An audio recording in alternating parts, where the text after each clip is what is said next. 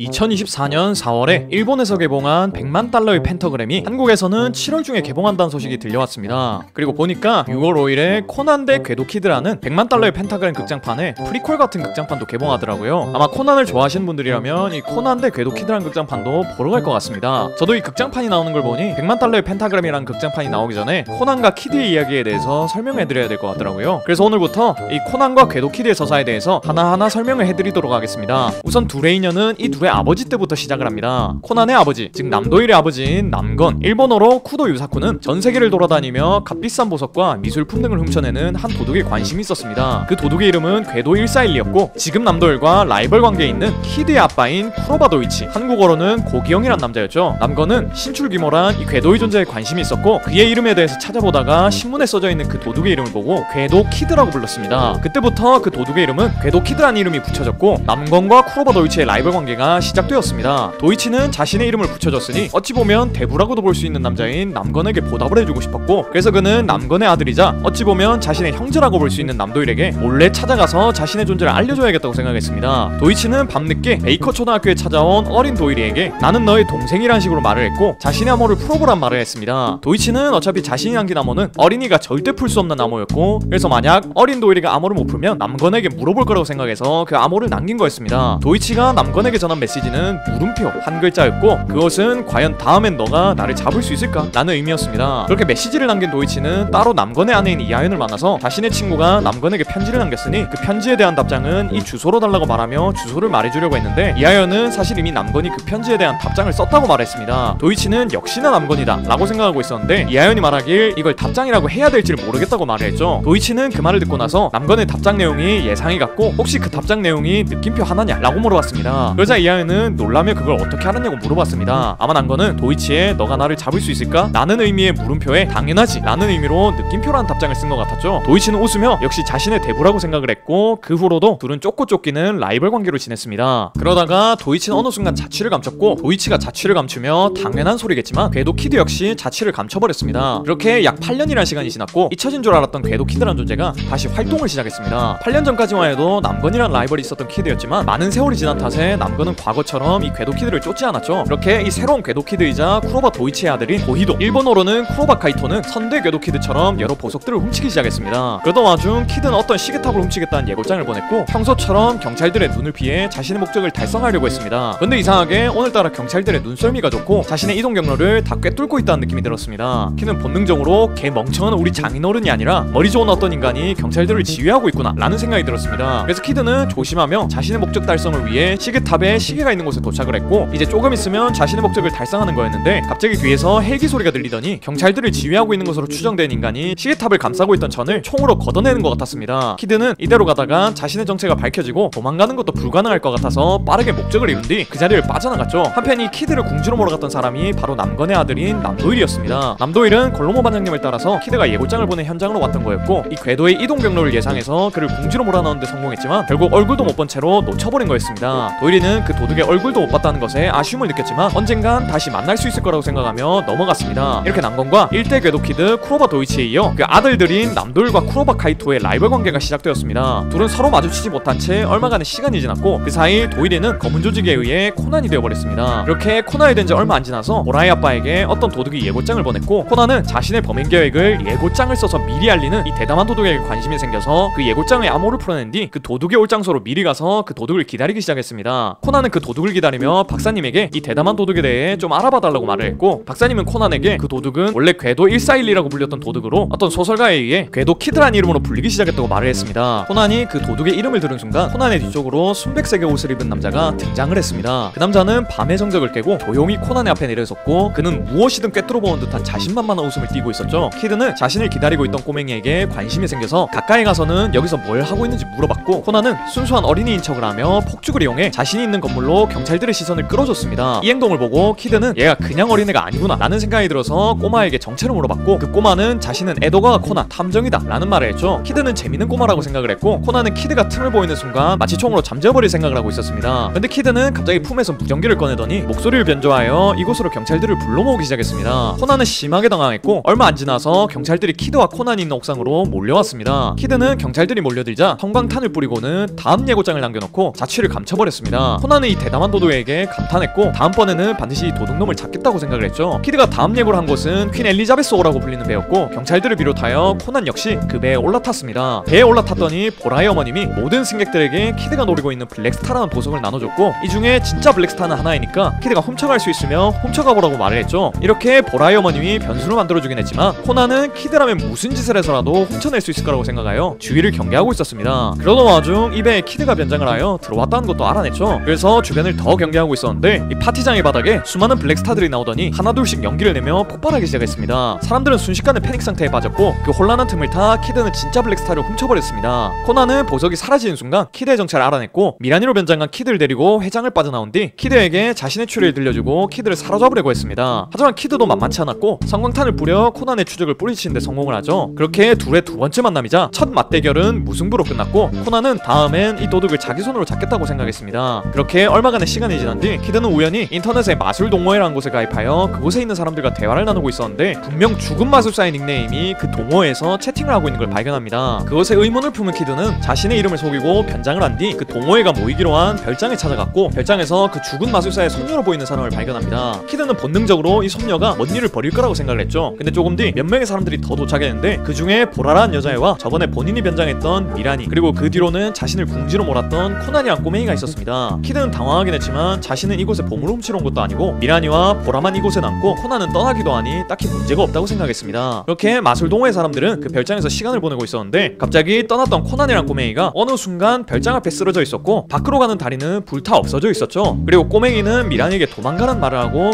기절해버렸습니다. 일단 코난에게 약을 먹이고 눕혀놓은 뒤 키드를 비롯한 사람들은 밖에다가 연락을 해봤지만 전화가 먹통이어서 바깥 상황을 알 수가 없었습니다. 그렇게 조금 뒤 코난이 깨어나서는 바깥에서 마술 동호회 멤버 중 한 명이 사망했고 그 인간을 죽인 사람이 이곳에 있을 수도 있다는 말을 했습니다. 키드는 설마 그 손녀가 그 사람을 죽인 건가? 라고 생각을 했는데 이 이야기를 하던 중 코난이 바깥에 누가 있다는 말을 했습니다. 키드는 설마 하며 바깥으로 나갔고 밖에는 마술 동호회 멤버 중 한 사람이 죽어 있었습니다. 키드는 자신이 알던 마술사의 손녀가 살인을 저지른 걸 막지 못했다는 것에 자책을 했고 코난은 그런 키드의 모습을 유심히 지켜보고 있었습니다. 그렇게 살인사건이 일어났으니 코난은 사건을 풀기 시작했고 결국에 코난은 범인이 그 마술사의 손녀라는 걸 알아냈습니다. 코난은 사람들에게 보라의 목소리를 이용해 자신의 추리를 설명했고 키드는 코난의 추리를 도와줬습니다. 그리고 모든 진상이 밝혀진 뒤 변장을 풀고 이 별장을 빠져나갈 준비를 하고 있었는데 코난은 변장한 키드의 정체를 밝혀준 뒤 혼자 키드를 찾아왔습니다. 키드는 역시나 이 꼬맹이는 범상치 않은 꼬마라는 걸 확신했죠. 키드는 이번 살인사건을 막지 못해 아쉽긴 하지만 탐정이 아닌 나는 그 사람이 살인할 거라고 예상을 할 수가 없었고 그때 탐정인 너는 기절해 있었으니 별 수가 없었다 라고 말하고는 코난에게 세기말을 알리는 종이 울리기 전에 다시 만나자고 말한 뒤 사라졌습니다. 코난 이번 사건을 계기로 저 녀석이 도둑이긴 하지만 그래도 나쁜 놈은 아니라는 생각을 했고 멀지 않은 시간에 다시 만날 수 있을 것 같다는 생각을 했습니다. 일단 영상이 너무 길어질 것 같으니 코난과 키드의 서사에 대한 내용 1편은 여기까지 하고 마무리 짓겠습니다.